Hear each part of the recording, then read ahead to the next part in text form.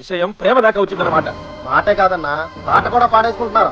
చలికాలంలో కూడా ఐస్ క్రీములు తింటూ కూల్ డ్రింకులు తాగుతున్నారంటే వాళ్ళ ప్రేమ ఎంత వేడెక్కిపోయిందో ఆలోచించండి.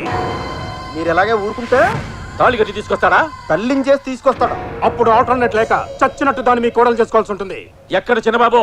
బెడ్రూమ్ లో పెంటముతో చాటింగ్ చేస్తున్నాడు. దాని కంప్యూటర్ ఆడిది చిన్న బాబే కొనిచ్చాడు. ఇంటర్నెట్ కనెక్షన్ కూడా ఇప్పించాడు. ఎవత్ర ఈ స్వీట్ హార్ట్? స్వీట్ హార్ట్ కాదు డాడ్, స్వీట్ హార్ట్. గోటు మీటేం కాదు, ఆ పెంటముతోనే చాటింగ్. ఎంత ధైర్యంగా చెప్పారు డాడ్.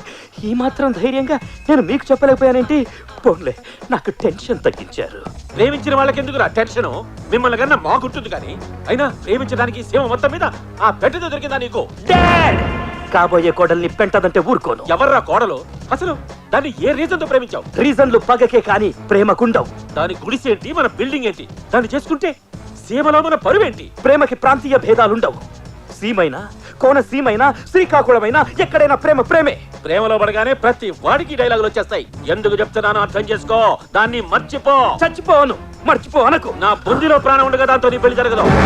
సీమ ఫ్యాక్షన్ లీడర్స్ అంతా మహాకూటమిగా వచ్చినా కూడా మా పెళ్లిని ఆపలేరు. ఎలా జరుగుద్దో నేను చూస్తాను.